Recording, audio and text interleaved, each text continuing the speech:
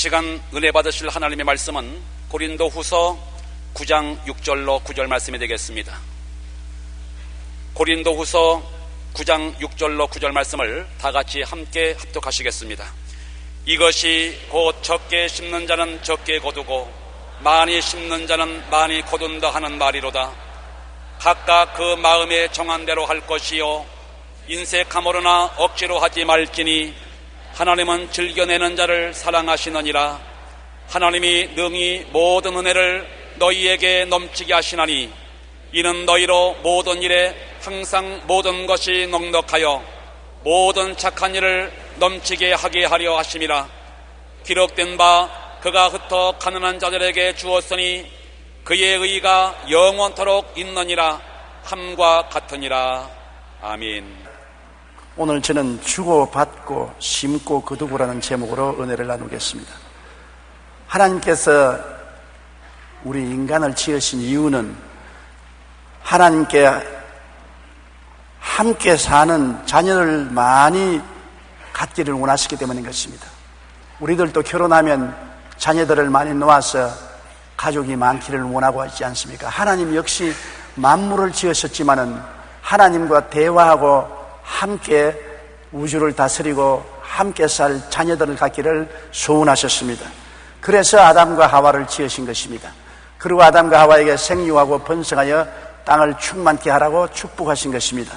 그러나 마귀의 유혹에 빠져 하나님을 반역한 첫 인류 조상 때문에 하나님은 깊은 고통을 당하게 된 것입니다. 그때부터 하나님은 인류를 다시 구원하시기 위하여 계획을 세우셔서 그 결과로 예수님을 세상에 보내신 것입니다. 하나님이 예수님을 주신 것은 많은 자녀를 새로 얻기 위한 것입니다. 거듭나게 해서 새로 얻기 위해서 그 아들 예수님을 이 땅에 보내신 것입니다. 예수님이 하늘의 미랄이 되신 것은 많은 미랄의 열매를 맺기 위한 것입니다. 바로 여기에 주고받는 것과 심고 거두는 법칙이 시작된 것입니다. 첫째로 주고받고 심고 거두는 것을 우리는 잘 살펴봐야 되는 것입니다. 성경에는 누가복음 6장 38절에 주라 그리하면 너희에게 줄 것이니 곧 후이되어 누르고 흔들어 넘치도록 하여 너희에게 안겨주리라. 너희가 헤아리는 그 헤아림으로 너희도 헤아림을 도로 받을 것이라고 하는 것입니다. 이것은 하나님이 인류 가운데 세운 영원한 법칙인 것입니다. 주어야 받지, 주지 않고 받는 것은 강도요 도적이요 포악한 행동인 것입니다. 주면 자연적으로 돌아오는 것입니다. 그냥 주는 것이 아니라 우리가 즐겁게 주면 너희에게 줄 것이니 후회되어서 그냥 각박하게 대에 담아서 착 깎아서 주는 것이 아니라 후회되어서 또 더 들어가라고 누르고 또 더 들어가라고 흔들어서 또 거기에 또 넘치게 해서 철철 넘치게 해서 가슴에 안겨준다는 것입니다. 나는 이 성경을 읽을 때마다 우리 시대의 며느리들을 생각하는 것입니다. 요사이 며느리는 집에서 큰 소리하고 시어머니 시아버지가 절절 매지만은 옛날 며느리는 집에서 고생 많이 했습니다. 고추 당추 맵다 말라 시집살이 더 맵더라고. 시아버지 시어머니 시누이 눈치 아래 고생을 많이 했습니다. 그래서 모처럼 친정에 한번 다녀오면 눈물이 얼굴을 가립니다. 친정에서 좀 편안히 있다가 돌아갈 때는 어머니가 어찌하는지 친정 식구들에게 잘 비게 하려고 쌀이나 보리나 밀이나 뭐 이런 곡물들을 그저 대어서 후이되어 누르고 흔들어 가지고서 넘치도록 해서 보따리에 서서 가슴에 안겨주면서 야 가져가거라 가져가서 시어머니 시아버지 잘 모시고 고생스럽지만 꼭 참아라. 너 참으면 나중에 좋은 딸이 온다. 그래서 도로 친정으로 눈물을 흘리면서 보내는 그 모습이 분명히 마음속에 영상이 되어 오는 것입니다. 하나님께서 여러분이 주면 주님께서 반드시 돌려줄 것이요 후회되어 누르고 흔들어 넘치도록 하여 안겨줌으로 절대로 섭섭하게 하지 않겠다는 것입니다. 창세기 8장 22절에 노아의 홍수 이후 노아의 자녀들에게 하나님 말씀하기를 땅이 있을 동안에는 심음과 거둠과 추위와 더위와 여름과 겨울과 낮과 밤이 쉬지 아니하라고 말하는 것입니다. 우리가 겨울에 춥고 여름에 덥고 여름과 겨울과 낮과 밤이 계속하는 것과 똑같이 심음과 거둠은 변함이 없는 법칙이라는 것입니다. 뭐 안 심은데 거둘 수 있지 않느냐, 그런 엉터리 같은 소리 하지 마십시오. 밤낮이 있고 추나추동 사시절이 있는 것이 바로 심음과 그두움이 있는 것과 같다는 것입니다. 추나추동이 사라지고 밤낮이 사라지면 심음과 그두움도 사라질지 모르지만 그것이 있는 이상은 심고 그두는 법칙은 사라지지 않는다고 하는 것입니다. 예수님께서도 옥토에 뿌린 씨에 대해서 말씀하셨습니다. 마태복음 13장 23절에 좋은 땅에 뿌려졌다는 것은 말씀을 듣고 깨닫는 자니 결실하여 어떤 것은 100배, 어떤 것은 60배, 어떤 것은 30배가 되느니라. 좋은 땅에다가 씨를 심으면 30배, 60배, 100배로 거둔다고 말하는 것입니다. 엄청나지 않습니까? 하나의 미랄을 심었는데 그 미랄이 30배가 되고 60배가 되고 100배가 된다는 것입니다. 그렇기 때문에 축복의 근원은 심는 데 있지 심지 않고 축복을 받을 수가 없는 것입니다. 톰 버클리 보드는 CEO의 책꽃이라는 책에서 20세기의 몇몇 거부들의 성공 비결을 설명했는데 이들은 먼저 철저한 11조와 베푸는 삶을 살았습니다. 록펠러는 11조를 하는 이유에 대해 하나님이 내게 돈을 주셨으니 내가 11조 하지요, 그렇게 간단히 말했습니다. 그런 그가 그렇게 말했는가 하면 폰드는 신명기 8장 18절을 인용했습니다. 내 하나님 야훼를 기억하라. 그가 내게 재물을 얻을 능력을 주셨습니다. 하나님이 재물을 얻을 능력을 주셨으므로 하나님이 주신 재물 중에 10분의 1을 바치는 것은 당연하지 않느냐고 말하는 것입니다.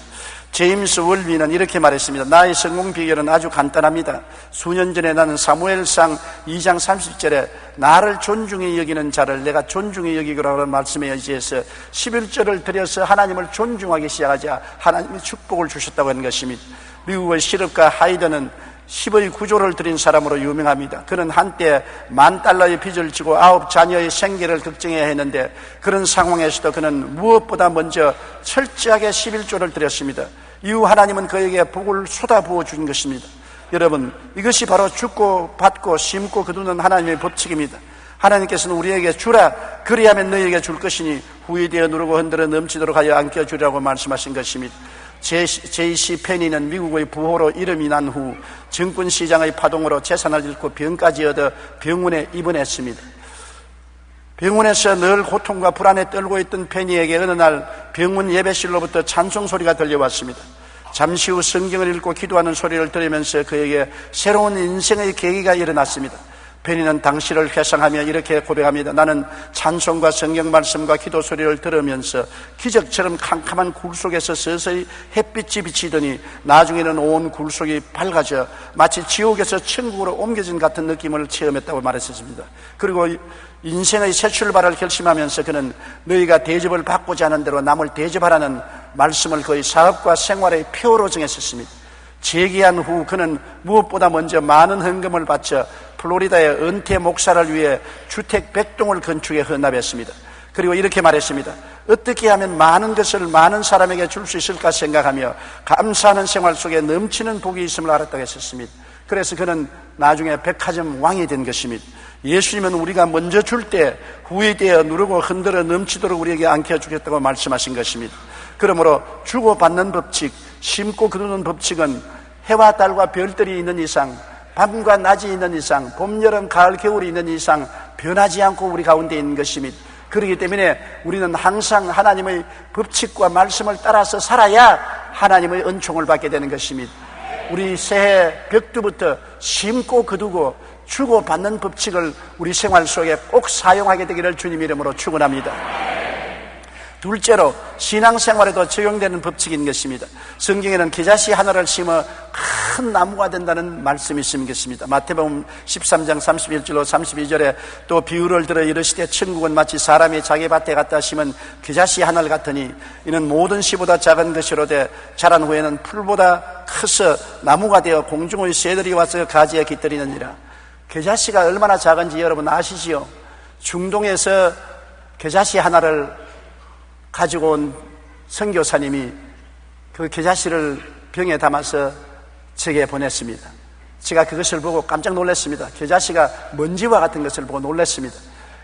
서대문에서 아침 새벽 기도를 마치고 성도들에게 겨자씨 구경을 시키겠다고 줄을 세워서 겨자씨를 보여주었는데 전등불 밑에 잘 안 보이니까 가까이 보고 고개를 흔들었습니다. 그런데 나이 많으신 할머님 한 분이 와서 안 보이거든. 눈이 어두운데 또 전등불 밑에 겨자씨가 너무 작으니까 안 보여요. 그런데 입바람에 날아가 버렸었습니다. 날아간 그 자식을 제가 아무리 차해도 차일 수가 없어요. 그러니까 뒤에 줄 선 사람이 할머니를 보고 원망을 합니다. 그때 성령께서 내게 말씀하시기를, 이 사람아, 그 자식이 얼마나 작은 것 알았지? 그러나 너 믿음이 저 그 자식이 하나님만이시도 이 산들을 명하여 저 바다에 던지려도 된다. 믿음이 크고 적은 것을 탓하지 말라. 믿음을 사용할 줄 알아야 된다. 이런 교훈을 하나님께서 제게 주신 것입니다.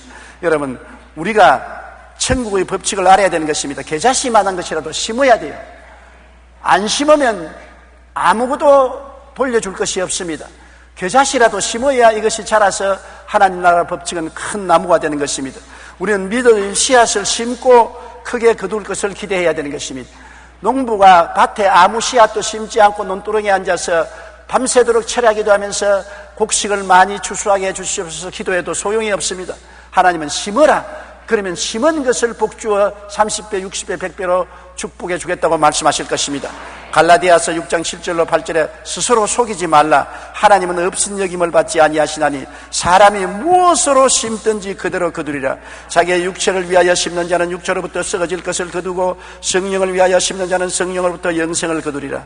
여러분, 우리가 이 세상에 살면서 실제적으로 씨앗을 심는 것과 함께 우리의 행동도 씨앗인 것입니다.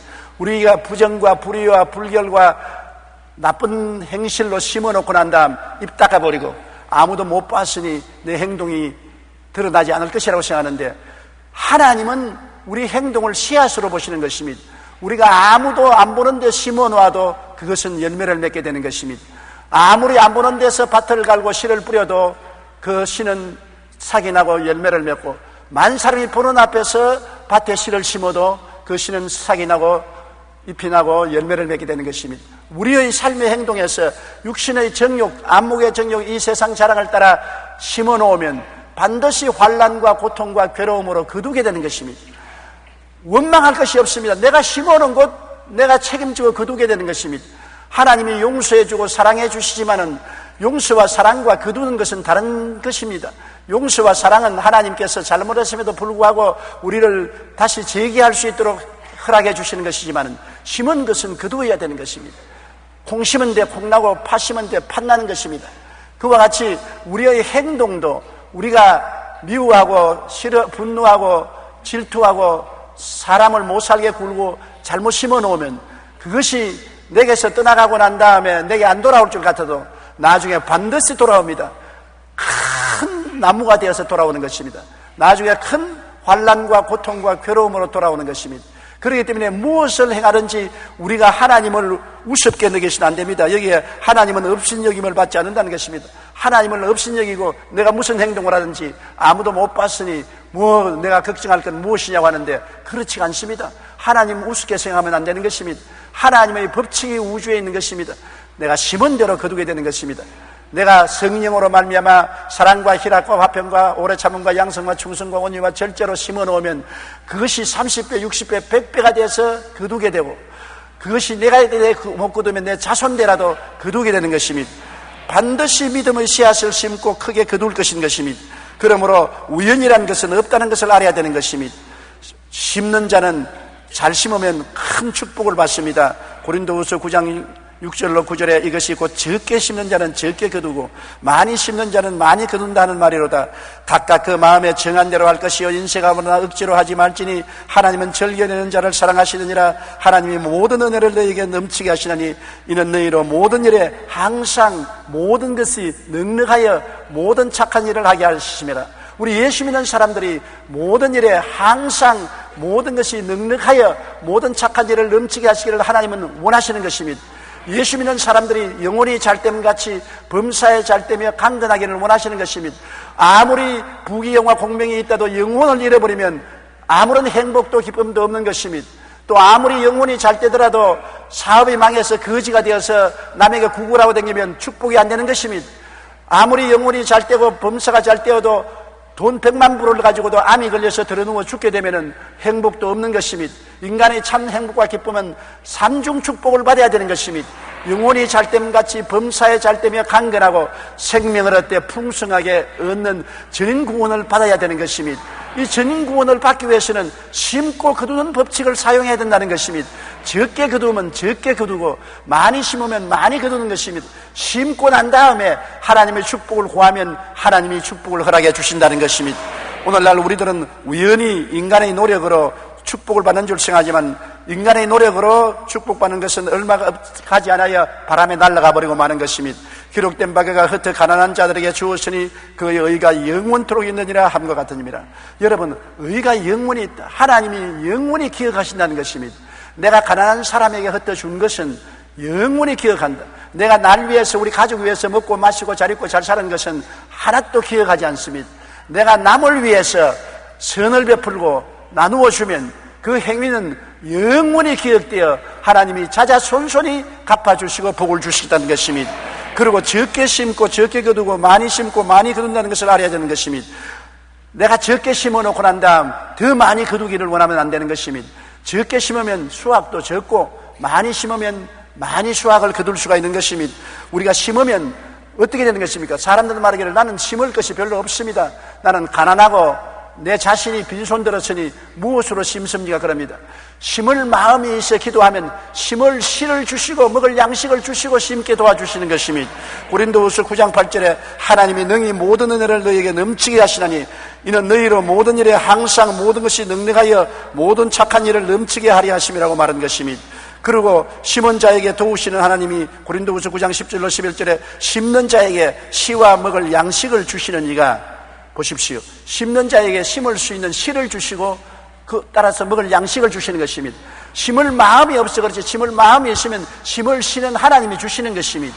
그리고 심을 동안에 필요한 양식도 하나님이 주시는 것입니다. 심는 자에게 씨와 먹을 양식을 주시는 이가 너희 심은 것을 주사 풍성하게 하시고 너희 의의 열매를 더하게 하시리니 너희가 모든 일에 넉넉하여 너그럽게 연보를 하면 그들이 우리로 말미암아 하나님께 감사하게 하려 하심이라고 말씀한 것입니다. 메이플라워를 타고 아메리카 대륙을 향해 가던 청교도들은 오랜 항해로 먹을 것이 떨어져 죽어가는 사람이 생기기 어려움을 당했던 것입니다. 그러나 이들은 사랑하는 자식이 굶어 죽어가는데도 종자만은 먹이지 않았습니다. 뱃속에 종자 씨앗을 많이 싣고 갔었습니다. 많은 사람이 굶어 죽어도 종자 씨앗은 손을 대지 않았었습니다. 왜냐하면 종자는 신대륙에 도착해서 뿌려야 하는 씨였기 때문인 것입니다. 이것만큼은 소중히 지켜야 하는 생명의 종자였기 때문인 것입니다. 가난하고 헐벗고 굶주린다고 종자 씨앗까지 먹어버리면 나중에 진짜로 굶어 죽는 것입니다. 우리 11조는 하나님께 드리는 종자 씨앗인 것입니다. 내일을 위해서 종자 씨앗을 하나님께 드리는 것입니다. 그 종자 씨앗조차 먹어버리면 내일이 암담하고 캄캄한 것입니다.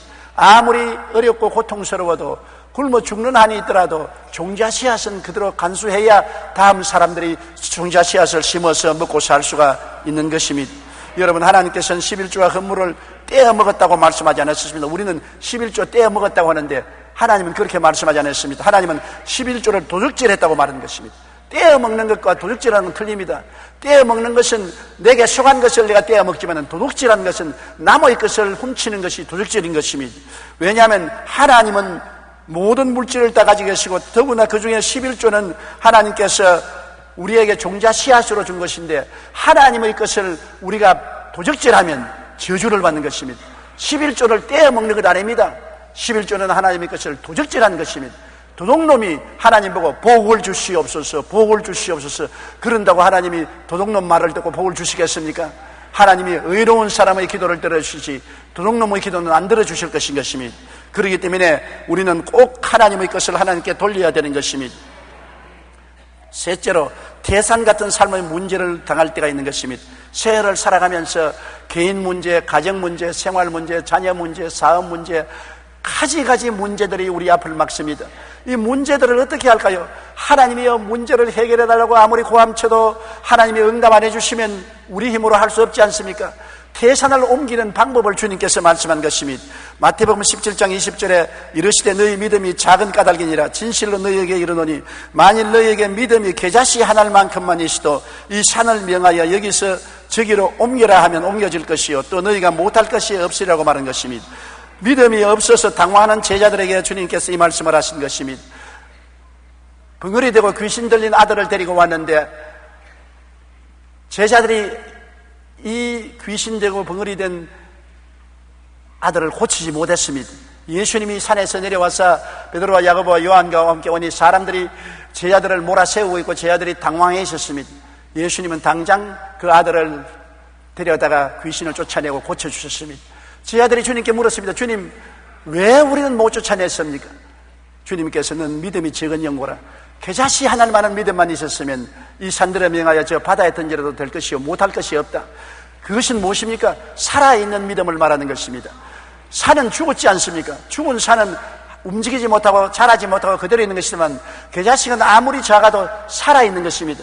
겨자씨는 적은 겨자씨를 심어놓으면 줄기가 나고 잎이 나고 큰 나물이 되어서 새들이 와서 둥지를 칠 정도로 큰 나무가 되는 것입니다. 이처럼 우리가 겨자씨 믿음을 가진다는 것은 하나님께 인생 문제를 가지고 고민하지 말고 믿음으로 씨앗을 심으라는 것입니다. 여러분, 겨자씨는 눈에 보이는 것입니다. 내가 마음속으로 믿습니다 하더라도 하나님은 내 믿음을 보여다오. 내 믿음을 보여다오.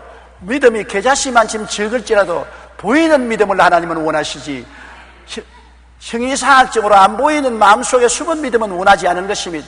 예수님이 기적을 행하실 때 항상 저희 믿음을 보시고 축복하셨다고 말한 것입니다. 그러므로 요한복음 12장 24절에 내가 진실로 진실로 너희에게 이르노니 하늘의 밀이 땅에 떨어져 죽지 아니하면 하늘 그대로 있고 죽으면 많은 열매를 맺는다고 했는데 하늘 밀알이라도 심어야 기적이 일어나는 것입니다. 우리가 겨자씨를 같은 믿음이라도 행동으로 옮겨 심어놓고 기도해야 태산이 옮겨가는 것입니다. 그냥 태산만 보고 물러가라 하나님 여기 태산이 물러가게 해 주십시오 하면 안 물러가는 것입니다. 왜? 행함이 없는 믿음은 죽은 믿음이기 때문에 죽은 믿음 가지고 아무리 고함을 쳐도 소용이 없습니다. 태산이 물러가기 전에 겨자씨만한 믿음을 심어야 되는 것입니다. 심고 난 다음에 믿습니다는 적거나 크거나 진짜 믿음인 것입니다. 심지 않고 말하는 것은 헛된 믿음이요 탐욕스러운 믿음이요 거짓 믿음이 되는 것입니다. 그러므로 우리가 심고 거둔다는 것은 얼마나 중요한지 모릅니다. 하나님께서도 인생을 구원하실 때 그냥 하나님이 전지전능하시기 때문에 권세로 죄인들을 구원한다 그렇게 말씀하지 않으셨습니다. 하나님도 인생을 구원하시기 위해서는 그 아들 예수 그리스도를 육신으로 보내셔서 하늘의 밀알로 땅에 심으신 것입니다. 십자가에 몸짓고 피 흘려 죽으셔서 무덤에 들어가 심고 난 다음에 거기에서 도로 부활하셔서 오늘날 세상에 수십억 수백억을 구원하시는 역사를 베풀어 주시는 것입니다.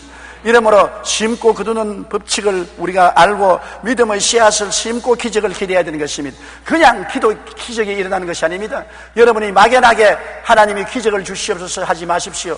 겨자씨만한 것이라도 심고 난 다음에 기적을 달라고 기도해야 살아있는 믿음이 되어서 기적이 일어나는 것입니다. 심지 않고 기적을 기대할 수 없는 것입니다. 믿음을 보여주십시오. 오늘날 우리는 너무나 막연한 믿음을 가지고서 믿습니다라고 말하는 것입니다. 우리가 하나님 말씀을 믿었으면 실천해야 되는 것입니다. 눈에 보이는 믿음을 가져야 되는 것입니다. 야고보서 2장 11절에 행함이 없는 믿음은 그 자체가 죽은 것이라고 하는 것입니다. 죽은 믿음은 아무 역사도 못해요. 태산은 죽은 것이기 때문에 움직이지 않아요. 겨자씨는 살아있기 때문에 움직이는 것입니다. 그러므로 겨자씨 믿음이란 살아있는 믿음, 즉 심는 믿음, 즉 드리는 믿음을 말하는 것입니다.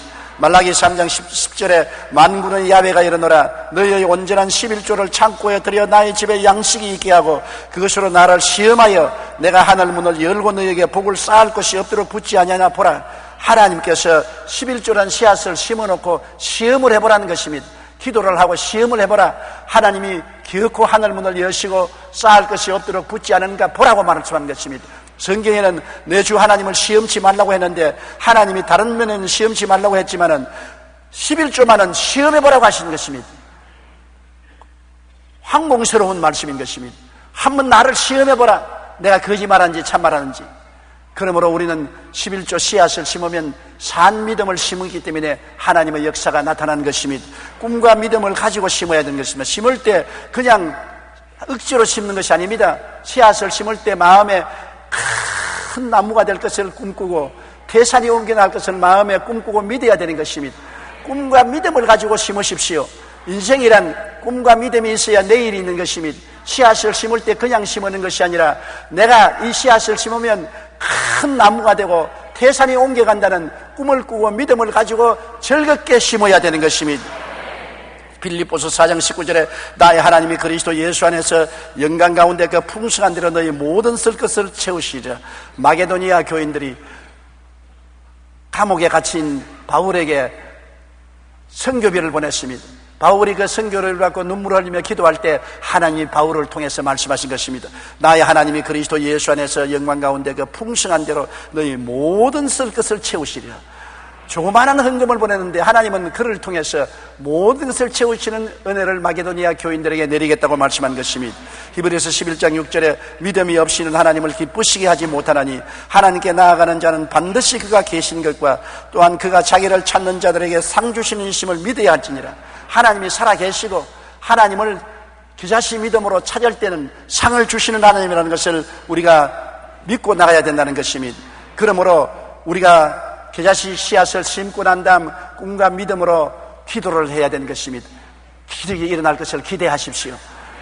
기적이 일어날 것을 기대하고 기도해야지 아무 일도 안 일어날 것이라고 생각하고 기도하면 소용이 없는 것입니다.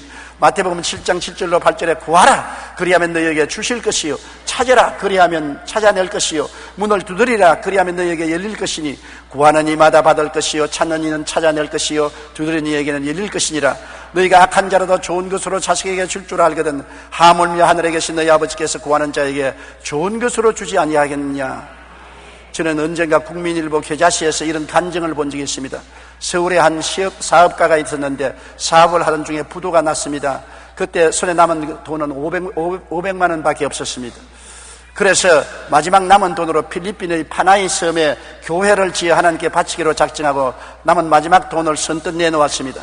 마침내 교회 지을 돈이 없어서 나무 밑에서 예배를 드리던 필리핀 사람들이 그 돈으로 교회를 건축하여 교회 이름을 부도난 교회라고 이름을 붙였습니다. 왜냐하면 부도난 사람이 돈을 줬다. 왜 그 이름을 붙였느냐 하면 한국의 사업가를 잊지 않고 언제나 기도하기 위해서 교회 이름만 보면 부도난 사업가를 축복하여 주시옵소서 그렇게 하는 것입니다. 그리고 매일 그를 위하여 기도했습니다. 그런데 놀라운 일이 일어났습니다. 부도가 났던 그 사업가의 사업이 다시 일어나 오늘 번창한 기업으로 변화되었다는 기사를 읽어본 적이 있는 것입니다. 태산 같은 삶의 문제를 당했을 때 믿음의 씨앗을 먼저 심으면 풍성한 열매를 거둘 수가 있습니다. 이것이 바로 심고 거두는 법칙인 것입니다. 문제만 있는 것이 아니라 해답도 있는 것입니다. 그 해답은 꿈과 믿음을 가지고 믿음의 씨앗을 심을 때 기적이 일어날 것을 기대하고 기도하면 하나님이 문제를 해결해 준다는 것입니다. 태산은 겨자씨만한 믿음 앞에서 물러갑니다. 태산이 움직이기 위해서 큰 반석이 때려야 되는 것은 아닙니다. 겨자씨만한 믿음, 살아있는 믿음을 심고 하나님께 꿈과 믿음을 가지고 기적이 일어날 것을 기도하고 기도하면 역사가 일어나서 태산이 옮겨가는 기적이 일어난다는 것입니다. 우리는 막연하게 믿습니다 외칩니다. 그러나 마음속에 기대보다는 불확실성만 가득합니다. 믿습니다 하면서 마음속에는 안 믿어요 그렇게 말하는 것입니다. 왜? 행함이 없는 믿음이기 때문에 공을 벽에 던지면 돌아오듯이 헛된 믿습니다 소리는 메아리쳐 돌아오고 마는 것입니다. 그러나 확실한 믿음은 주고받고 심고 거두는 법칙을 적용할 때 가질 수 있는 것입니다. 내가 심고 난 다음 기도하면 적어도 의지할 때가 있는 것입니다. 하나님 말씀대로 내가 심었으니 기적이 일어날 것을 기대합니다. 심었으니 이 씨앗이 반드시 자랄 줄 믿습니다. 내가 심은 대로 나무가 자라고 잎이 나고 꽃이 피고 열매를 맺을 줄 믿습니다. 심어놔야 의지할 때가 있고 흔들리지 않는 믿음을 가질 수 있지 심지 않고 믿습니다는 허공을 치고 메아리 치는 것이요 헛된 공간을 울리는 것밖에 되지 않은 것입니다. 그렇기 때문에 우리가 새해를 살 때는 주고받고 심고 거두는 법칙을 반드시 적용해야 되는 것입니다. 주지 않은데 돌려주지 아니하고 심지 않은데 거두지 않는 것입니다. 그러므로 우리는 이 법칙을 신년벽두에 알고서 사용해야 되는 것입니다. 독일의 사회학자이자 경제학자인 막스 베버는 자본주의와 기독교의 관계를 연구하여 프로테스탄트 윤리와 자본주의 정신을 썼는데 그는 이렇게 말했습니다. 기독교가 가는 곳마다 경제가 살아난다. 기독교 국가가 모든 국가 위에 머리가 된다. 예수를 잘 믿는 가정이 그렇지 않은 가정 위에 머리가 된다. 이러한 이유는 막스 베버는 성경 안에서 찾은 것입니다. 막스 베버는 유명한 경제학자입니다. 그는 한 말이 기독교가 들어가는 나라마다 경제가 흥하고 기독교를 잘 믿는 가정마다 흥한다. 왜? 심고 거두는 법칙을 사용하고 주고받는 법칙을 기독교에는 사용하기 때문인 것입니다. 세상은 전부 내 중심으로 삽니다. 내게 주시옵소서 주시옵소서 하고 삽니다. 그러므로 심지 않은 경제를 가짐으로 자라지 않습니다. 예수 믿는 사람은 주고 사는 것입니다. 그 나라와 그 일을 먼저 구하고 주고받고 심고 거두는 법칙을 사용하기 때문에 나라의 경제도 개인의 경제도 자라고 머리가 되고 꼴이 되지 않고 위에 있고 아래 내려가지 않고 남에게 꾸어줄 줄도 꾸지 않습니다. 세계적인 경제학자인 영국의 알프레드 마샬은 인류의 오랜 역사를 통해 생존과 발전에 가장 중요한 영향을 미친 두 요인은 종교와 경제라고 말하는 것입니다. 그러면서 교회가 건강하고 사람을 살리는 사역을 하고 어려운 사람을 돌보는 일에 관심을 가지기 시작하면 경제도 건강하게 되어 자연히 국가 경제가 성장하여 그 나라와 민족이 순탄하게 된다는 것입니다. 여러분, 우리나라 교회는 어떻습니까? 욕심이 너무 앞서서 남을 주지 아니하고 남을 생각하지 않고 남을 돕지 않습니다. 교회가 너무 귀조가 되어서 우리끼리 모여서 예배드리고 우리끼리 모여서 찬송드리고 우리끼리 모여서 부흥회를 하고 있는 것입니다. 세상 사람이 말할 겁니까? 저들끼리 믿고 저들끼리 부흥회하고 저들끼리 야단이다, 저들끼리 잔치하는데 우리와 무슨 상관이 있냐. 그래서 세상이 오늘날 교회와 성도들을 손가락질하는 것입니다. 우리끼리 하는 데는 아무 소용이 없는 것입니다. 우리가 함께 기도하고 함께 은혜를 받고 함께 힘을 모아서 밖으로 나와 병들고 죽어가고 소외되고 불쌍한 사람들을 도와야 되는 것입니다. 그럴 때 축복받는 것입니다. 이것은 성경만 말하는 것이 아니라 종교학자가 그렇게 말하는 것입니다. 건강한 교회는 살리는 사역을 하고 어려운 사람들을 돌보는 일에 관심을 가지기 시작하면 경제도 건강하게 되어 자연히 국가 경제가 성장하여 그 나라와 민족이 순탄하게 된다고 말하는 것입니다. OECD 국가 중 상위에 속하는 미국, 스위스, 덴마크, 스웨덴, 독일 등은 대부분의 기독교 국가임은 이를 잘 증명합니다. 왜 그렇습니까? 하나님이 높이는 개인과 민족은 망하지 않습니다. 우리가 이 땅에 살면서 심고 거두는 법칙은 자연적인 법칙이요 영적인 법칙이라는 것을 알아야 되는 것입니다. 성경에는 저가 나를 사랑한즉 내가 저를 건지리라, 저가 내 이름을 안즉 내가 저를 높이리라고 하는 것입니다. 우리가 어려움에서 건짐을 받고 높임을 받는 것은 하나님을 알아야 되는 것입니다. 하나님을 안다고 하면서 탐욕으로 주시옵소서만 하고 하나님께 드리고 받고 심고 거두는 법칙을 사용한다면 안 한다면 하나님을 아는 것이 아닌 것입니다. 그러므로 여러분 금년 새해 하나님이 여러분을 손잡아 건져주시고 여러분을 오른손으로 높여주시기 위해서는 주고받는 법칙을 사용하고 심고 거두는 법칙을 사용하시기 바랍니다. 그럴 때 비로소 여러분의 기도를 통하여 영혼이 잘되고 범사에 잘되며 강건하고 생명을 얻되 풍성하게 얻는 하나님의 축복을 여러분에게 허락해 주시는 것입니다. 고개 숙여 기도드리겠습니다. 하나님 우리 아버지여, 오늘 우리가 새해를 맞이해서 우리의 실천 생활을 어떻게 할 것을 보여주신 것을 감사합니다. 아버지여, 예수님도 자기 생명을 주시고 난 다음에 많은 생명을 건져주셨은 것입니다. 하나님도 아들을 심으시고 난 다음에 많은 생명의 열매를 거두셨습니다. 내 아버지 하나님이시여, 이것이 밤낮의 법칙과 같고 봄, 여름, 가을, 겨울의 법칙과 같이 심고 거두는 법칙은 영원한 것이옵니다. 내 아버지 하나님이 영원한 법칙을 거역한 개인과 나라는 망하고 이 영원한 법칙을 순종하는 나라와 개인은 흥합니다. 내 아버지 하나님이시여, 그러므로 우리는 새해에는 더욱 열심으로 하나님께 심고 열심으로 이웃을 돕는 생활을 하게 도와주시옵소서. 사랑을 나누고 행복을 나누는 우리들이 되게 도와주시옵소서. 그러면 우리에게 더 큰 사랑이 오고 더 큰 행복이 온다는 것을 알게 도와주시옵소서.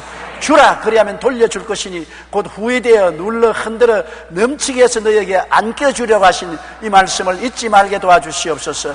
남에게 대접을 받고자 하는 먼저 남을 대접하라고 하신 이 말씀을 잊지 말게 도와주시옵소서. 심고 거두는 법칙을 잊지 말게 도와주시옵소서. 예수님 이름으로 기도드리옵나이다. 아멘.